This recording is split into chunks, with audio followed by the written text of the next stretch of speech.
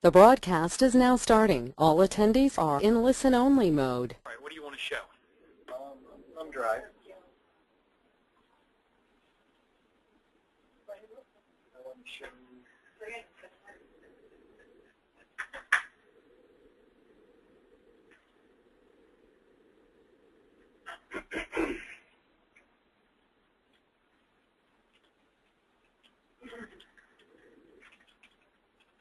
I want to show the dashboard. First page of the dashboard, right here. All right, we're on, we're live, we're going. Okay. Hello, everyone. Can you hear me? They're on mute. Raise your hand. You don't have to raise your hand. Welcome. We are starting a little bit late. I apologize for that. It took us a little while to get set up here. We had to move rooms. We are now on the 25th floor, overlooking Lake Michigan on a beautiful sunny day. I hope you have sunshine wherever you are also. What I'd like to do this workshop this afternoon is going to be focused on the managing the low-income housing tax credit timeline and tricks for doing that. I'd like to set the set the stage for the conversation that we're going to have and the tools that we're going to be discussing by just giving you a quick overview of what currently we're seeing in the portfolio now. And then, actually, let's pull up another document first. Sure. This one.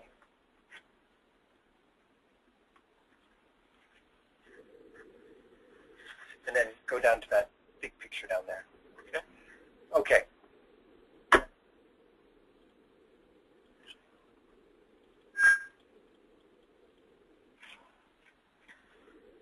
Okay, we have a lot of projects with tax credits, and in the presentations and PowerPoints that you've probably seen over the last 3 to 4 months, it shows that approximately 40 to 50% of the transactions have some kind of low-income housing tax credit. This is a breakout of which projects have tax credits with FHA financing. But when you think about it, we've got a large portfolio of these 335 CHAPs that are in process right now, or somewhere around 335, that have low-income housing tax credits.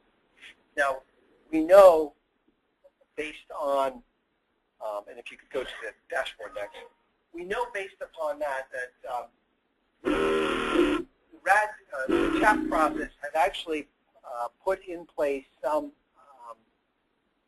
basic safe harbors or places where the housing authority can rest, in a sense, while awaiting their tax credit award, particularly for the 9%. We say that if you apply for a CHAP and you're awarded a CHAP, that your date to start, your milestone to start for the 9% after you're awarded the CHAP. I mean, after you're awarded the tax credit. So it could be that you may be not starting your milestones until 9 months later, because you're supposed to apply at the next available round, and then you might not get notification for 3 or 4 months after that. So we've told you as transaction managers, when that happens, we want you to identify these in the RAD resource desk as tax credit projects. We want you to identify when they're going to be applying and when you anticipate they're going to be getting their award notification. And we also want you to put them on hold until that happens, until they get the award notification.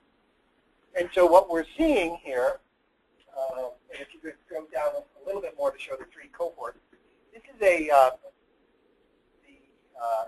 dashboard showing currently what's in our portfolio as an organization for CHAPs. The dashboard shows under the cohorts 1, 2, and 3, those the progress of the CHAPs that were issued first in cohort 1 in late 2012 and early 2013. That's December, January, when we first kicked it off. Yeah. So we just underline again what cohort 1, 2, and 3 means? Yes, yes. So cohort 1 means those CHAPs that were issued in the first initial application round. that closed in October of 2012, and the chaps were issued in December and January of 2013, right? That's when we first kicked off. These guys over here in Cohort 1, they are our friends. They are the ones we have lived with for the last year. Cohort 2 are the chaps that were issued during 2013, last year from spring through early fall. And then in Cohort 3, at the far side of the page, are those that group of chaps that we issued at the end of last year and early January of this year. Okay? So what you see is, as we look at the milestones, the 30, 90, 180, RCC issued and closed, those milestones, you can see a progression. You can see a progression across the board of Cohort 1 as we're actually getting through the RAD development stages to closing. In Cohort 2, you're seeing progression where to the 180-day stage on some of them. There are 2 that closed in Cohort 2 already, but as you compare Cohorts 1 and 2, you're seeing that Cohort 2 hasn't progressed as far to the right at Cohort 1. They haven't had as much time. And in Cohort 3, similarly, you see that they're more stacked up on the left than the right. But this gives you a sense of where they are. Now, the colors in these graphs, Cohort 1, 2, and 3, the colors correspond to the processing lane. So intuitively, green are, and if you could go down a little bit further, we'll see the actual definitions written down.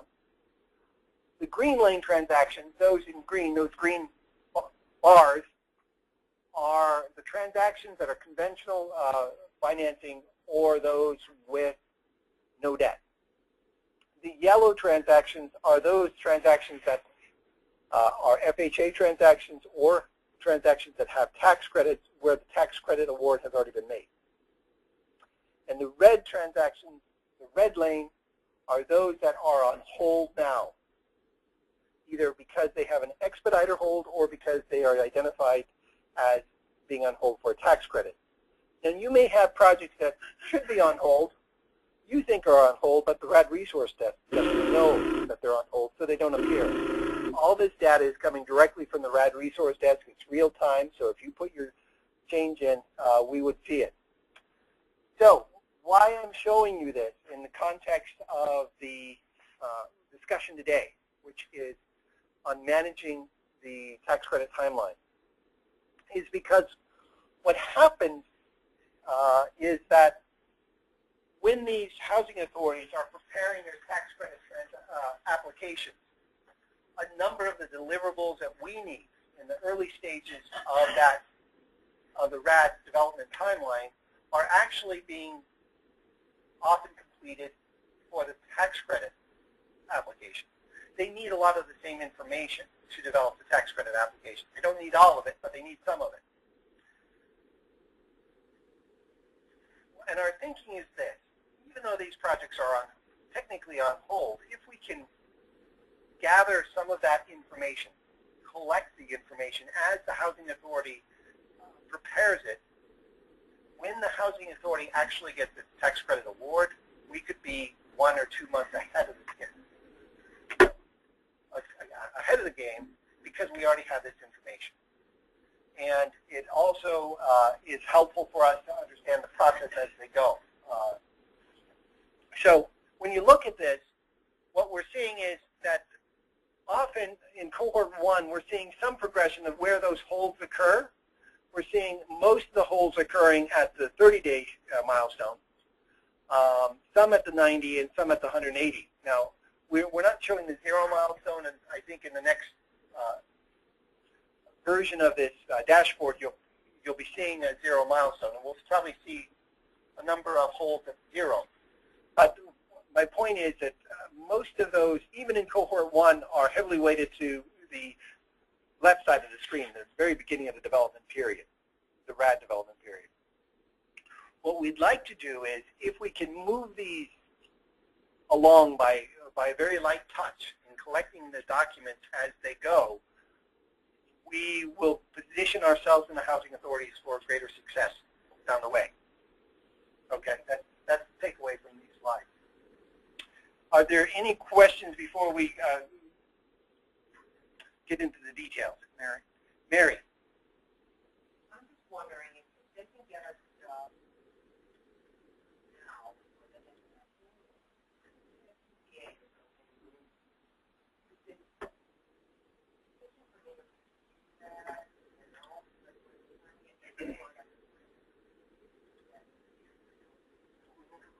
Right. So Mary's asking, is it efficient for her to review a PCA at this stage when she knows it's going to change? Yeah. And the answer is, I would say generally no. That would be rework, doing it twice, perhaps. So the idea is not so much always as when you collect this information that you're actually going to be doing an intensive review of it. But there may be times where something comes across the desk and you say, this is not a PCA. You look at it and they think, oh, I got my PCA done, and you go like, no, you missed the mark by a long shot. So it may be helpful when you collect the information, giving a very brief screening and saying, yes, you got it, and I'm going to put it aside, and so that I'll have it when I can move through that pretty quickly once you get going. But you also can possibly provide very valuable feedback early on if they've missed something. So that's one of the valuable gains by this. Kat?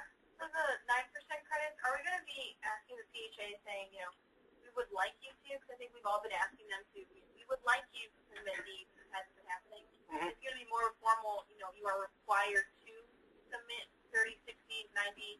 We've had a discussion on the 4% side when you have folks who are taking, you know, 4, 5, 6 months for an review. But I wonder if having a somewhat harder ask would help the PHAs actually step up. Okay. So Kat's question is this going to be a formal or an informal ask, a requirement or an informal ask? I think most of us have been suggesting to them that we suggest that you submit the milestones as you go because you might be able to. And I think, unfortunately, we've still been seeing PHA say, okay, thank you, and then we don't hear from them for 5 months. Okay.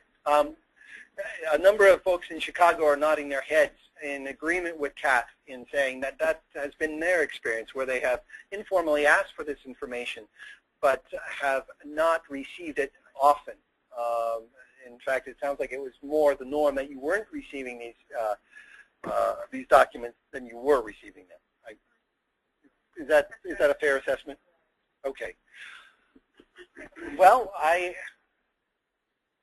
don't know. I don't have all the answers right yet. So I'd like to have some ideas and input from you guys. I'll take the first cut at it. My thinking is that one of the things that we can do, if we stick with the informal ask and not make it a, quote, hard requirement that they do this, because right now it's not in the CHAP, it's not in the RAD notice that they must provide this. So it would be an informal ask unless we changed it or provided very different clarifications as far as what we meant by it. So let's say we ask for the informal. We go the informal route. If we line it out in a development call, and that's one of the things that we're going to be talking about, is kind of having one of those either at the kickoff call or perhaps at the concept meeting or some meeting where we're having a conversation with the principals of the transaction, the development team, and saying, okay, this is the plan. This is your timeline. We understand where you're going. We understand what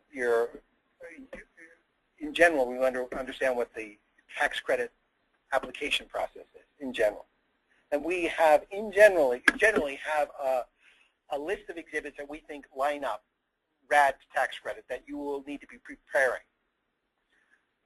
If we can be more specific about what we think should be deliverables to the Housing Finance Agency that's awarding these tax credits and requiring it as an application exhibit, if we can be more specific about what those are and sitting down with them and saying, okay, let's talk about timeline in this conversation, this initial conversation. you plan on submitting your application to the tax credit authority by this date. This means that you generally should be preparing these 3 documents by that date. And these 3 documents are documents that we will need too. If we can set that up as being very specific and saying these are the 3 documents we want, this is the deliverable that you need to provide us, or you're committing to provide us, perhaps we can get a better result by just managing that conversation and that timeline better and linking it to very specific deliverables. Have you done that? And if so, what has been your experience? So I've had the conversation and kind of told them, you know, if you can get these to me before you get your award, then we're in a much better spot to close when you want to close. And they say, yes, we'll do it. That sounds great, very manageable. And then I'll ask them for it. And then the application goes in. I ask them again, and it's still, there's nothing on their resource ask. They don't give me anything. And so then they get their award, and they're like, okay, we were awarded, can we close in the next 60 days? Okay. Okay. Well, there are. That's what I'm thinking might be worth telling them, you know, even something, an email or just something that says, you know, you need to submit the 30 and 60, because, you know, maybe the Housing Finance Agency doesn't care about the RPCA. Maybe they don't. They shouldn't, but maybe they don't. But the 30 days is something that a developer has to do when they're applying for tax credits. There's no way around that one. Yeah. And the 60 is clicking, uploading, and sending. So I think it's worth having a discussion, whether it's here, whether it's offline, about saying, if we're going to wait 6 months for your application to be submitted, we expect you to have those 2 things by the time we get the award. Okay, so what I'm hearing is we're having a hard time getting their attention and for them to come back. So let's. The downside is, though, if they don't get the award, what's out there could be clutter, because it may look completely different if you do not get the award. Right. But then you have the plan B, so they might go to 4%, and they still might have the same development team and still might be choosing PPVs. You know, so I think at least we can still kind of work with that versus having them come up with a plan B and start from scratch again, which I think is the main reason why we have a lot that are stuck in this 15-month period of they went to 9%, they failed, got us nothing, 4%, and now they're finally dragging along the first document. So I'm just trying to think of a Okay. Well, I've got a way to get their attention. And it goes to, what are their drivers? What does the Housing Authority want? Well, the Housing Authority wants to be able to execute and close their transaction as soon after they get the tax credit award as possible, right? That's what we're hearing from Kat. And I would too. So let's go to one of these. Let's get their attention. And let's show how this works toward their end. Would you pull up there's an Excel document that is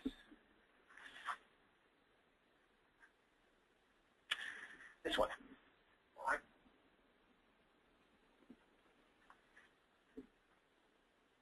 Okay. This is a really cool document that Kat shared with me. It's very simple. It basically uses the Excel functions to create a milestone and basically counting back from when you want something to happen and looking at, well, if you want it to happen on this date, what does that mean as far as building a timeline to get there? It's a very simple process. It's intuitive. But sometimes when we get in the midst of a development and we're rushing forward and we're doing all the things that we must, or a housing authority is, they may lose the forest for the trees, because certainly I do it from time to time. And so what this does is it allows you to say, well, if I want to close on a certain date, you type that date in the yellow box.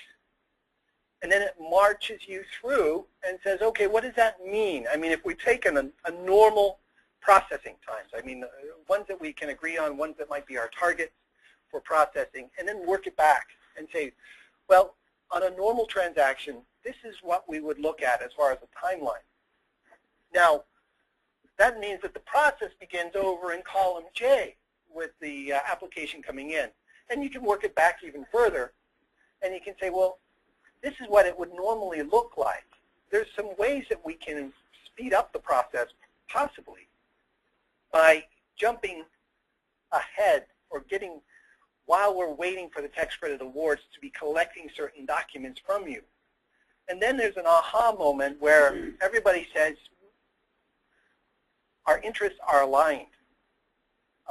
This makes sense for a number of reasons. And I think then the informal ask would be more successful. And the other thing that this does, and this is one of the ideas that I'd like to talk further about and get your perspectives and experience on it, is possibly even creating a very simple kind of timeline that you send away with, or you follow up in an email afterwards and saying, okay, this is what we talked about as our development timeline and some of the deliverables that you'll be coming in with and what we've committed to. It can be a very simple bulleted item list.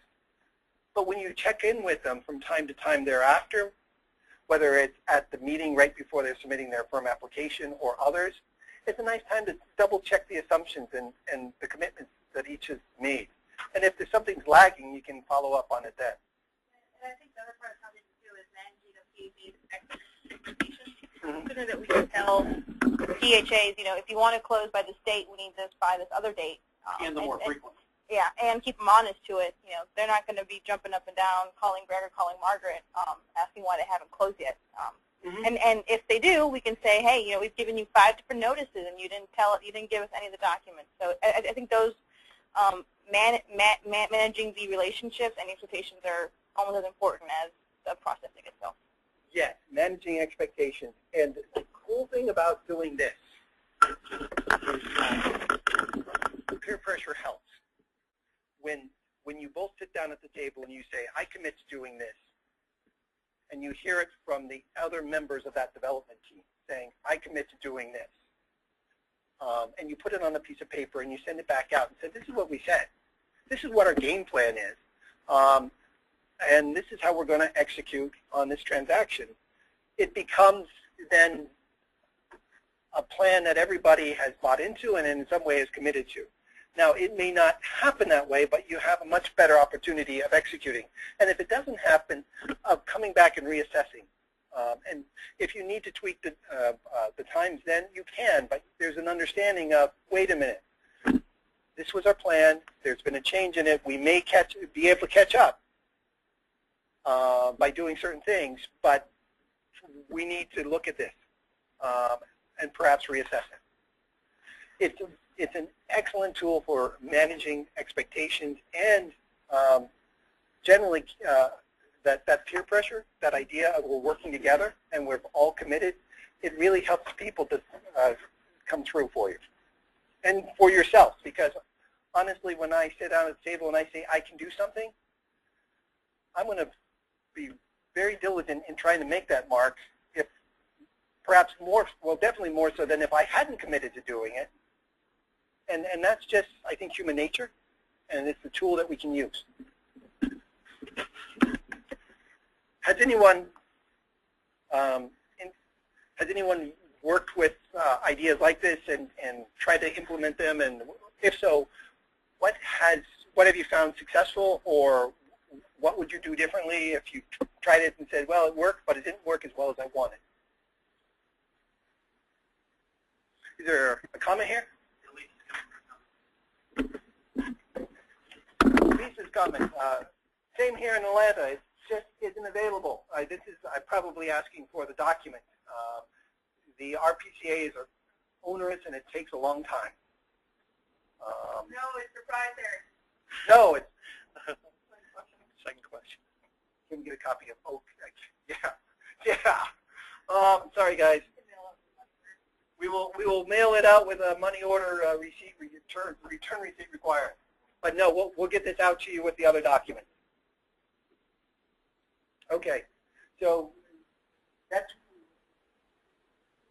are ideas that I'd like to work with now. Kathleen Foster has put together an Excel spreadsheet that tracks the 4% and 9% deliverables alongside the RAD process and trying to marry them up to give us, as transaction managers, a better sense of what should be happening at different stages of that process and what would be potential deliverables that we could be asking for and putting on our timeline. And I'd like to go through that real quickly with you and see what that looks like and talk through some of those ideas. Which one do you want to do first, 4 or 9? I don't know. Kat, which one would you like to do first? The 9% total. Okay, let's go with 9. Now this also will be sent out to everyone. Some of you may have it already, but it will be sent again. So, all right. So the OAP, or the QAP, is issued by the Housing Finance Agency in the year before. How did I change these dates? Sorry. Okay. So let's say 2014. Yeah, 2013, the Housing Finance Agency issues the Qualified Allocation Plan. Every year they update their application plan and how many points they're going to be awarding for different things. And so it tells those who are applying for the tax credits, hey, this is what we're targeting this year. We'd like to see applications in this area, and these are the points that we're going to be awarding for special projects, and where we're going to be awarding them, rural versus urban, and all of that. And so it sets off an application process. The preliminary application, let's say, is due in January. And then what you're seeing here is the tax credit deadline and what the developer will need to be providing at the tax credit deadline for the tax credits. And then the RAD deadline. So I'm going to give you a chance to read through this real quick, and then we're going to talk about it.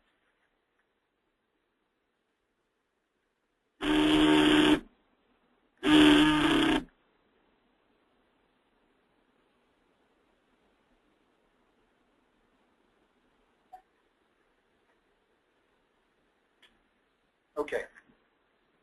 So for the housing, for the pre-application of tax credits under 9% allocation, the Housing Authority is responsible to and must provide to the Housing Finance Agency the unit count, bedroom configuration, market study, preliminary selection of the development team.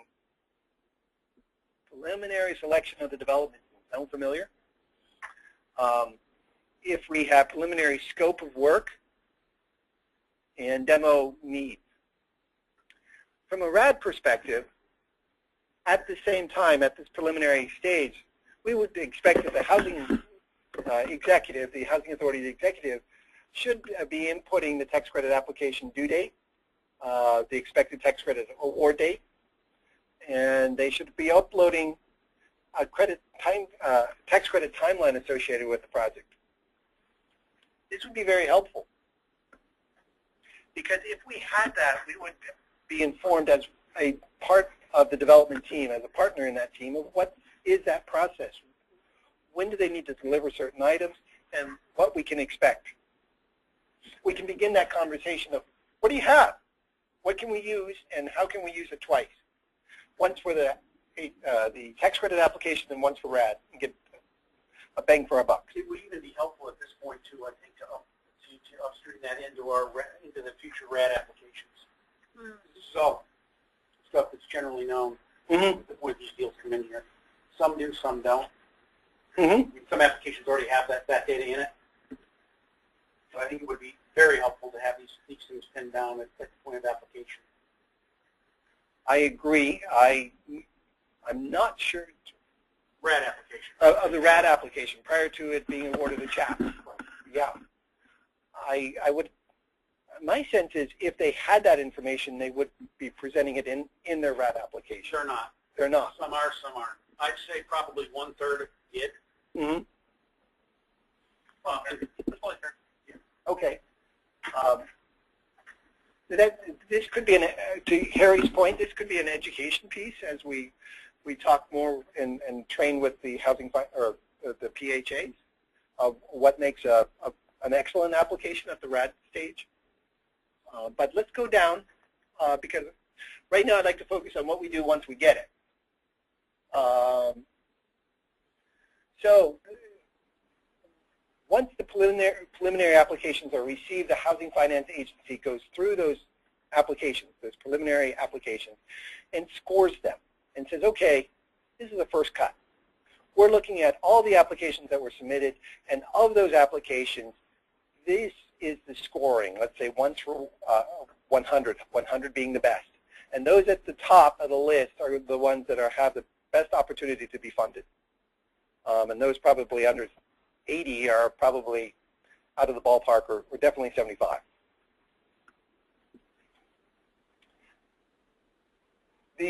At that point, the team decides whether to move forward. This is the PHA's development team. And there should be a notification to the transaction manager. So right there, then and there, you would have early notification.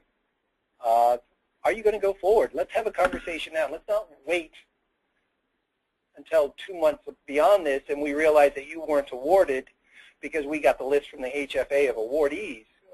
Tell us now. Let's have that conversation. Let's have that early conversation, because if you share with us, and we can put on our timeline when that initial check-in is as far as the scoring and the reassessment if you're not scored highly, we can help you move forward and be successful in executing quicker.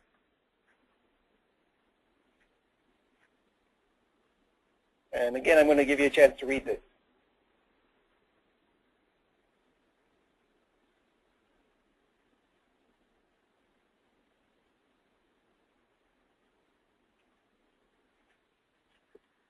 Okay, so at this stage, at the preliminary scoring, the Housing Authority should be working on their final PCA. They should have it contracted out, and if you have had, this might be a good, this would be a good time to have a check-in with them on their PCNA, of who they ordered their PCNA from, how it's going. You'll find that if they order their PCA, that means that they need their PCNA, RPCA, to actually complete their application. So we should be able to collect that RPCA once it's completed,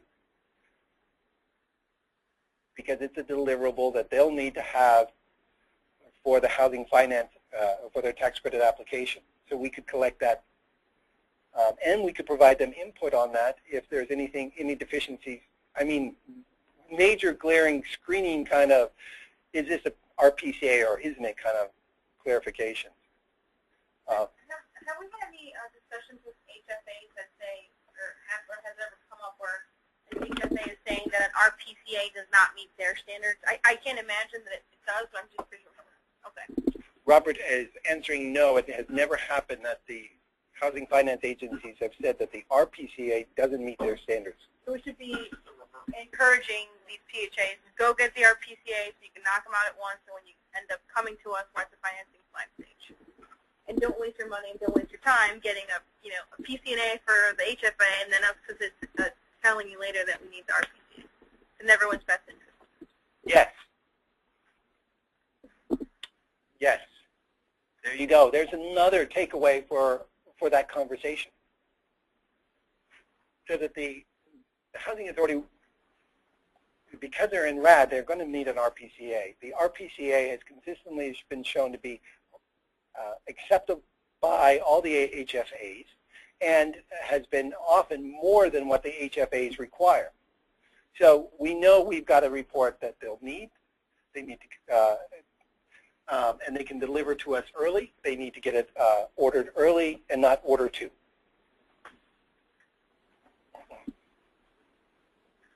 So they submit their final application. When they submit their final application, they have to submit a non-refundable fee.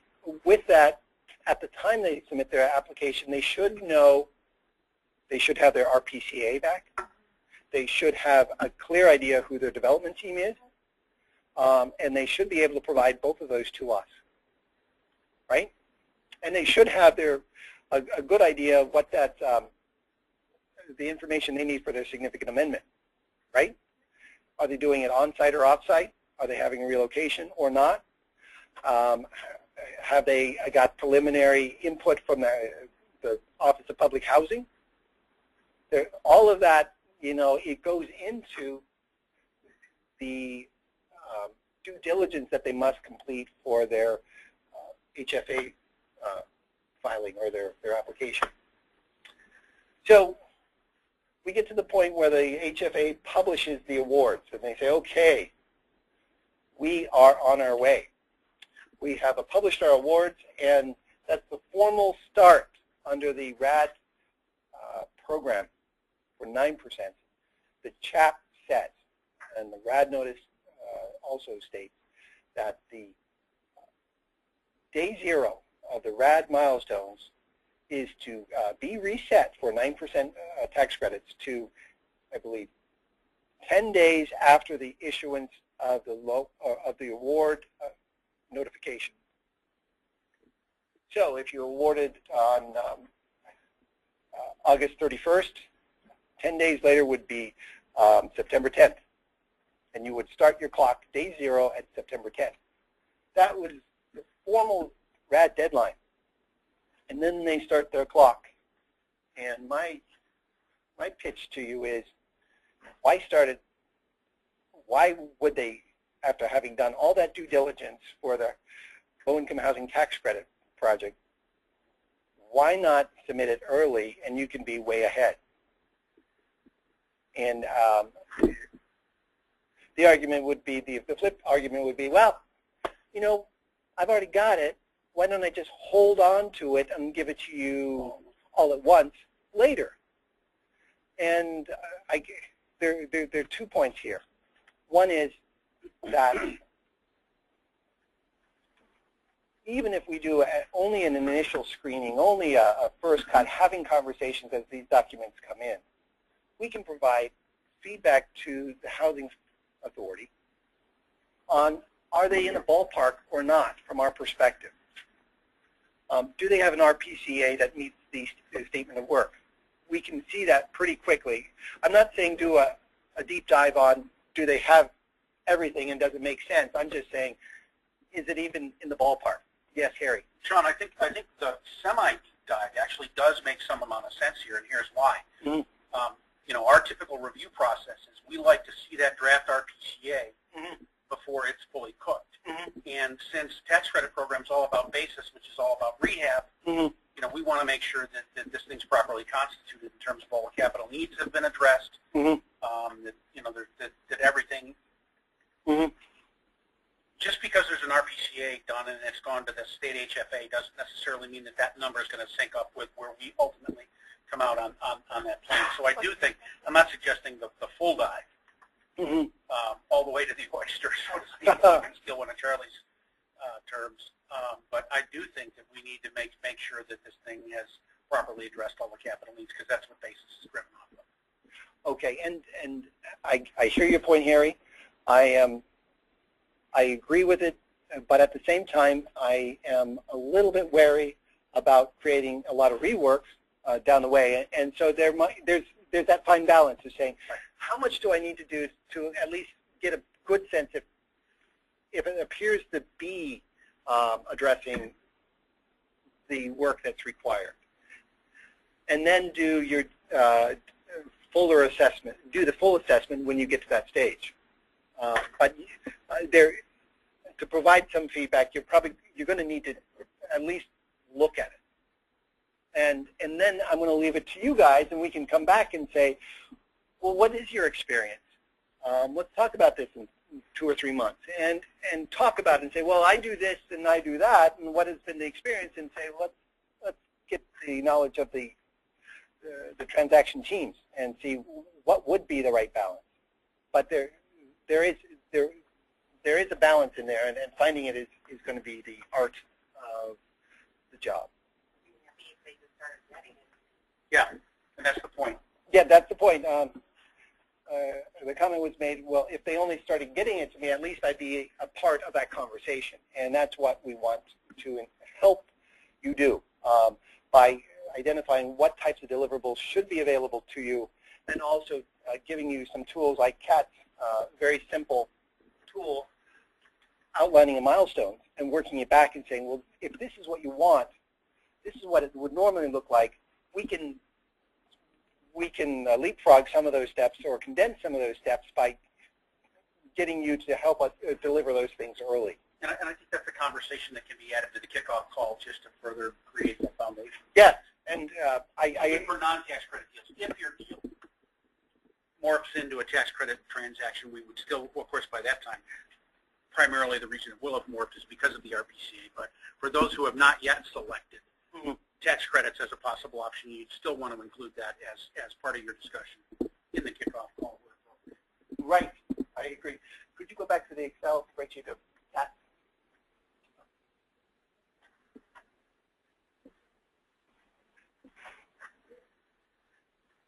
Put a number in there, a date. Okay, guys. One of the main tools that you're going to have, one of the ways that you're going to be able to talk with the Housing Authority in a convincing way, saying where both our interests are aligned, is to give them something simple and easy to understand, to say, this is where we want to be in 6 months or 4 months or whatever. And if we need to be there, let's problem solve how we get there. And then I think the conversation about deliverables and sharing that information as they get it, it's going to be an easier conversation. I think it might make some sense for us to think about putting something like this on the resource desk. For whom? For the PHA.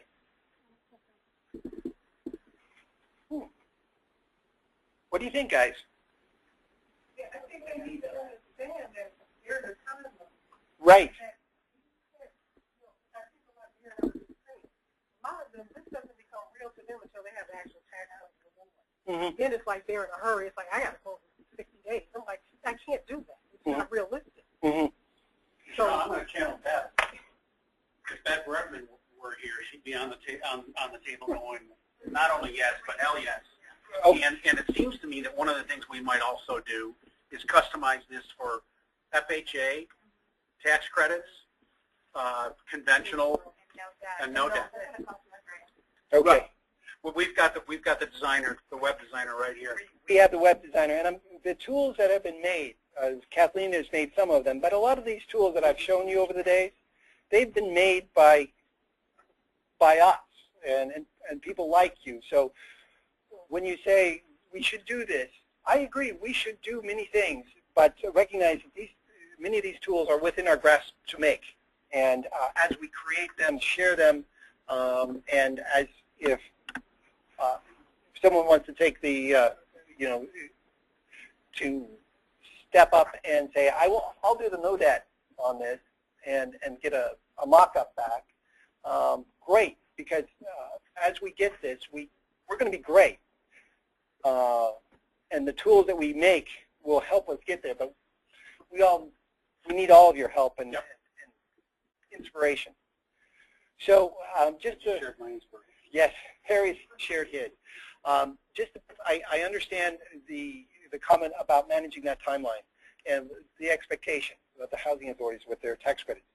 I think what we're seeing right now and what we're experiencing and somewhat almost reflexively responding to right now are those projects that are superheated and have to close within a period of time that is not the norm for tax credits. I know it's been the norm for us for the last 4 months, but that's not the normal norm. Well, and it's rapidly becoming the norm. And one PHA hears that, Georgia did it in this time frame, and then California did it in a shorter time frame, and each deal is getting not longer and longer, but shorter and shorter. Yeah, well, and you know what the opportunity cost of that way is, that there's a lot of extra effort devoted to one project and sometimes the other project at the expense of others. And so what I'm advocating is not that we're putting people on the slow track, it's just that we put them on a track that is realistic, that gets them to where they want to be in a measured way so that we can get there together at a good pace. Okay, that's it. The pacing of the project is really what we want to do. And if we start out fast, or at least at a good pace, we don't need to rush to catch up at the end. Okay, let's go back to the 9%. Are there Any questions from the audience? All right. Okay. So once the financing, in August, once the Housing Finance Agency publishes the awards, the developer has to pay an allocation fee. And I believe that's a non-refundable allocation fee. It may be refundable. Kat, do you know? The tax rate, No, you don't get it back. the HSA keeps that fee, regardless of whether it's closed or not. Okay, this is a paid fee that you do not ever see back. It's not refunded. So the developer is putting the money on the line here. In August. Typically, they'll do like half formally when they get award, and another half at closing. So I think they sometimes scale it, but it's not ever coming back to them. Okay. Okay. So we talked about the yellow box where it's the formal start, but and that's really where we've been operating at. And the idea is a change in paradigm where we're actually having those conversations, setting up the development milestones with tax credits early on, and setting those milestones so that we can start collecting data and working with them, providing feedback as we go. September and October is the due diligence where the lender is actually going out and getting any remaining third-party reports that they need, underwriting the loan, and then submitting it to us as a financing plan. And this walks us through the remainder of it. It's pretty straightforward after that.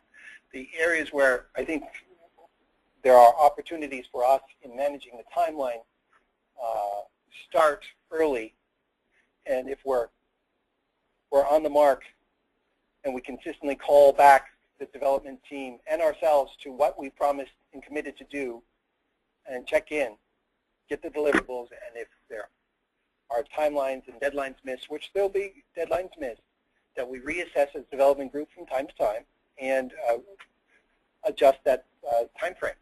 We may be able to catch up, and that's the goal. But it means that each of the members need to step up to catch up. And managing that timeline, having that conversation, keeping the attention back at what do we plan to do, how are we going to get there, and how does it play out in our timeline, and what does that mean as far as action items for each of us, will help us get there. Okay? 4%. Let's go to 4%. Have you all seen these, this spreadsheet? Oh, no. No? Okay. This is something that Kathleen Foster put out, I think, about a year ago. Yeah. And we've been using it, but I think it's one of those lost gems that it's very valuable. It's helpful, but I don't know if it's been, well, clearly it hasn't gotten out to the team as it should. So on the 2004, I'm sorry, on the 4% tax credits, they're a little bit different. In most states, there's an open window to apply for the 4% tax credit. And what does that mean? That means that unlike the 9%, where you must apply between this state and this state every year, a 4% has an open window, so you can come in at any time and apply for those credits. The Housing Finance Agency then will award those as based on their screening of your application and their ability to fund that deal, how much they have in tax credits left and bond authority. And so let's walk it through. So just like in the first one, the QAP is there, let's go up a bit. The QAP is issued in the fall of the preceding year, and then a preliminary application is made sometime as the Housing Authority wants to apply. The rule under the RAD process is that, and Kat, can you tell me? The interesting part is that there isn't anything within the notice about subject timing, which kind of made it murky for us. The FAQ states that is that after receiving a CHAP award, a PHA must apply for 4% credits in a rolling round within 90 days. And so we've been having some hiccups with that too, and so this kind of brings into this conversation as well. Okay, a rolling round, that open window, they must apply within 90 days of the CHAP award. Okay? So, they must apply. That would be the preliminary application. They must make the preliminary application within 90 days of being awarded their CHAP. And again, you'll see what the developer is required to provide for the tax credit application. And then similarly to the 9%, what we would expect that the Housing Authority could provide us at the same time and could upload and be encouraged to upload.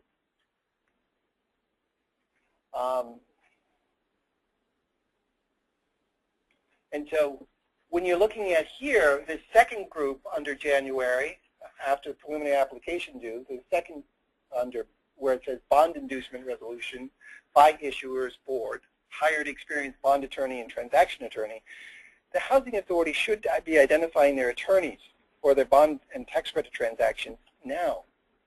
And so these folks may be helpful to bring into the conversations about timelines from time to time, or at least make sure that they see these timelines so that they're informed about what we anticipate to happen as a HUD in the development team.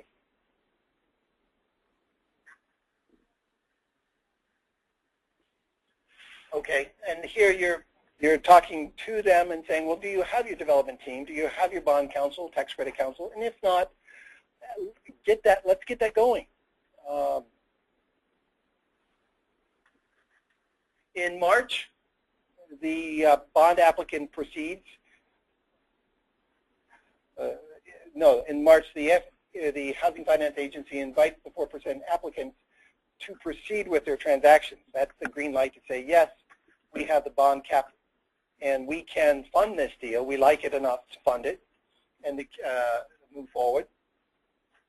And at that point, we should be getting notification. We should be talking to them and saying, again, this goes back to the timeline. If we understand what their development timeline is, if we understand what their tax credit timeline is, as far as when they should be getting the notification to proceed, we can have that check-in and saying, hey, you know, our timeline shows that you were to receive an okay, a green light from the Housing Finance Agency by mid-April.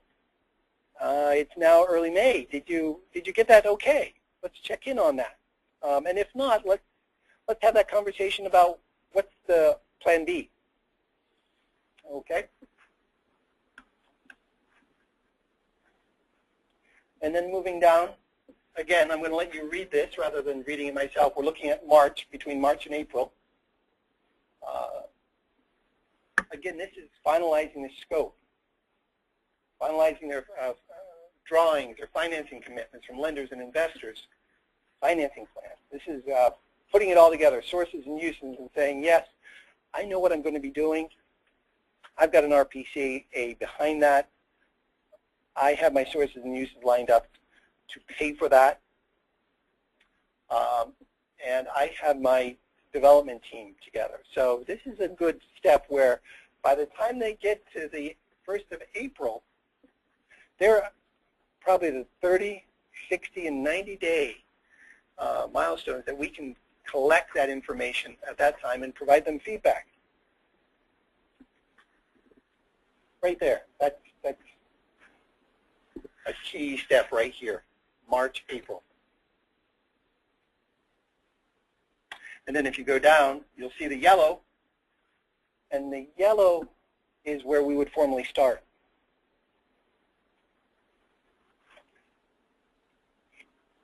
And again, if we're ahead of our game, we can possibly, with the Housing Authority, move up their timeline.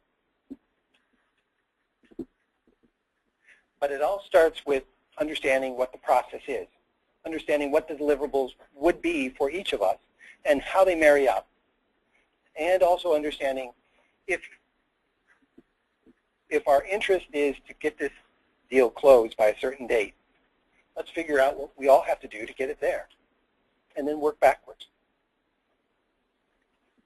Set up a timeline, set up some a basic commitment, as far as deliverables, and then have check-ins from time to time. And I think that'll get us a long ways to better managing and those projects that are in the tax credit group.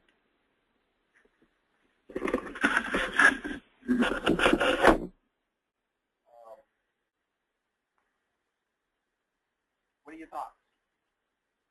I think it's a great idea. Uh-huh. Listen back to what Ken said, go over all this with them, you explain it to them on the phone, they're agreeing, yeah, it sounds great, and they just never actually get you the stuff. Okay. I only have 2 tools for you right now. Well, actually, I have 3. No.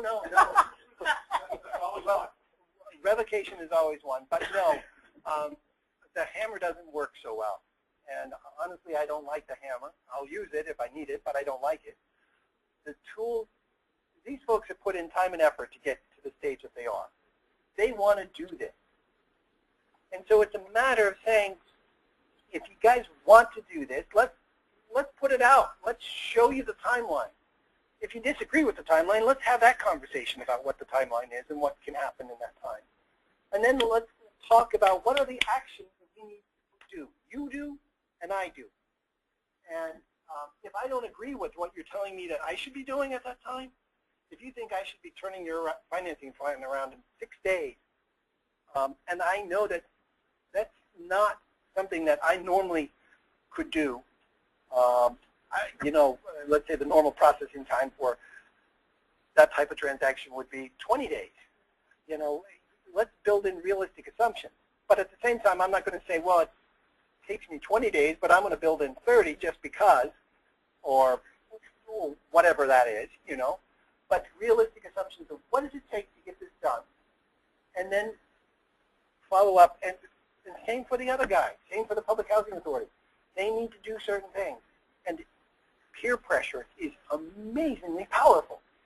It's that deal where you stand up and you say, I will do something, and I commit to it, and you follow up with a very simple email saying, hey guys, this is just a follow-up summary of our conversation.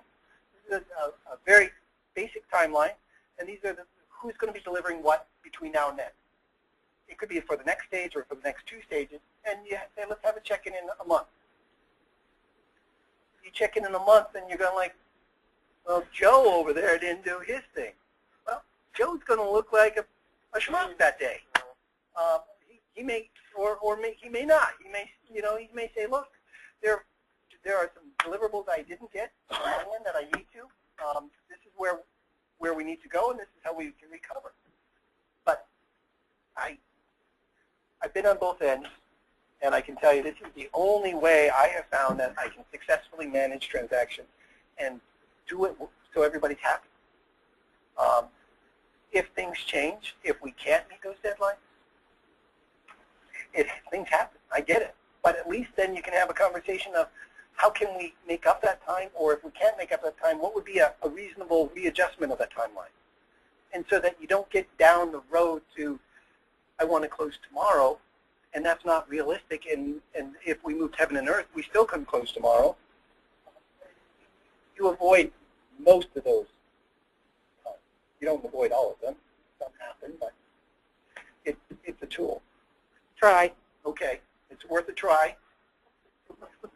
You know what, and at the very least, if we have all this communication and people buying into the timeline, it gives us better administrative justification for if it doesn't happen. Yeah. It was that we gave you these things to do, and it just didn't happen the way everybody said they would. Right. It provides administrative record. But again, just paying attention to language. We gave you the things to do. Well, I would like to rephrase that to say we've agreed to do certain things, you and I, together. And if you didn't hold up here and then it may not happen in the time frame that you think. I've done this, not fancy timelines. Yeah. A written email saying this is what we're going to get done, and he's going to do that, and he's going to do that, and he's going to do that, and it didn't work that well. Okay, I have a question for you on that. When you did that, was it that, were you just paraphrasing what they had made commitments to do in the meeting, or were you giving them an assignment due date, and you were telling them when it was going to be done? I followed that. I'll think I'm paraphrasing. This is what we... Party two, it's everybody says I can do this by this date, and Mary has said, okay, if you can do this by this date, then I can do B by date number 2. So it's not us dictating the terms. It's what we agreed. Consensus terms that were agreed on throughout the conversation. Okay. That's my point. The consensus that there's an agreement and the commitments by each party. Yeah. And that is the document that you use to have the next follow-up meeting. You're saying, look, this is what we agreed to get done. These are the things that we got done, and these are the things we didn't get done. And they're factual. I mean, either it was done or it wasn't done. If it wasn't done, then we need to regroup and figure out how we're going to change the plan. I get it that sometimes you have people that don't deliver and consistently don't deliver. And I can't, this tool will not help in all those cases, but it will help in probably 70-80% of them. That's right. Other comments? Scott, have you had a case like this? Have you, with your tax credit deal?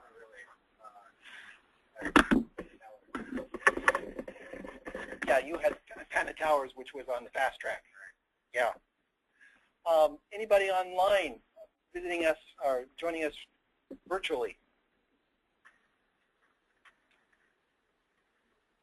Any comments? We will come back and check. So if you have comments, please do let us know. I'd love to bring you into the conversation. Okay. Any other techniques or things that you found to be successful or utterly not successful? Oh, one comment that I found in my own kind of transactions is would be emailing the consultant these timelines and saying, you get me this by this day, and this is a date that will follow. But then the PHA comes knocking, and it's like, why hasn't these items been done? And then I'm placed in the awkward position of saying, well, I've been telling your consultant this for weeks. Why haven't they passed that information along? So it might be something very simple, but I still think it goes a long way, even if you're working with FHA financing, is whenever you talk to the consultant, copy the PHA contact. And that was just my error, that I was just working with the consultant, and the ED was off doing something else. But I think it can save some awkward issues further down the road, and also because the consultant is being paid by the PHA, so that the consultant is being placed on the hook not just by you, the partner, but by their employer too, which I think is important. We've actually had some success using the consultant as a lever with PHA to the executive directors. Mm-hmm. And how would you use consultant as well? Can you give me one example?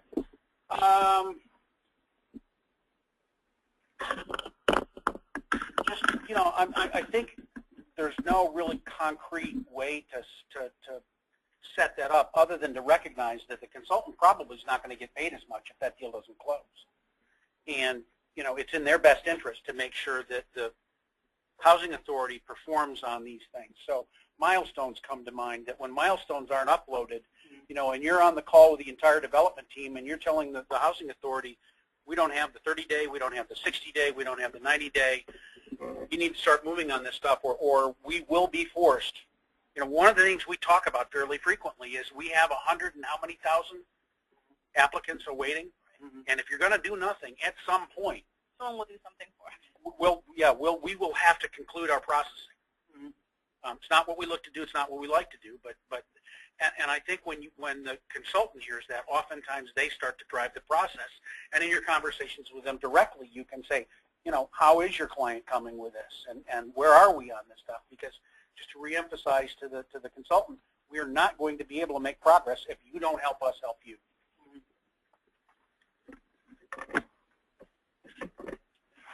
Other ideas, comments about what you found to be successful or not successful? Techniques or strategies, tools?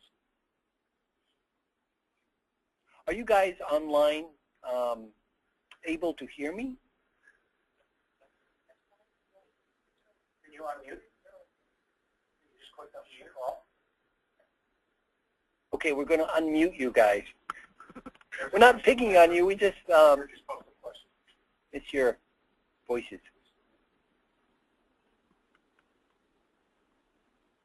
Oh. Oh.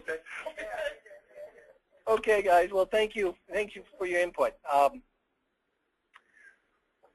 My thought is that we'll get this information out to you. We'll get Kathleen Foster's list as for the 9 and 4% and deliverables at each stage under RAD and tax credit. We'll get out Kat's simple timeline that will be I think, very helpful for you. If there's someone who on one of the OAP teams that wants to take a crack at revising Kat's timeline for the conventional no debt model, that would be great, so that we can have that too as a tool in our tool belt, and we'll certainly get that out. The other documents that I showed you, I think those two are the two tools that I'd like to work with now. And then, as I said, going back to the dashboard, and we've got a lot of opportunity here. What we're not showing on these dashboards, as I said, is the 0 milestones, but I expect, particularly in the two cohorts, the latter cohorts, 2 and 3, that you'll see a lot of reds, a lot of holds on tax credit holds, where we're waiting for the deals to come in.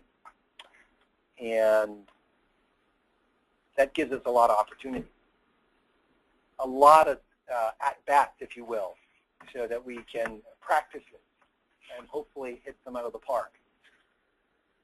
Seeing as the National Baseball League just kicked off their season. So that's where we'd like to go. And as you guys come up with new tools, please share them with your team leads, and or send them out to, I would say send them to your team leads, and they can get them to the up to the RAD resource desk, or circulate them around and see what we can do with them. Maybe they might need to be refined, but certainly use the ones that are the better ones and get those out to the rest of you. But these are ideas that have come from your ranks, so please recognize that you guys have a lot of good ideas, and we need to share those. Any other comments before we sign off? Okay. Well, thank you all for attending, and that wraps up this session. We'll be getting out those documents to you, first by email, and then, well, Robert, if I send them to you, you can get them on RAD. That is so cool. Robert's sitting right here with us, and so what I'm going to do is I'm going to send them to Robert, and he's going to get them on the RAD resource desk for you. Very cool. That came from the OAP group here, so thank you, Robert. Robert is awesome. Okay, guys, have a good week, and I'll talk to you later.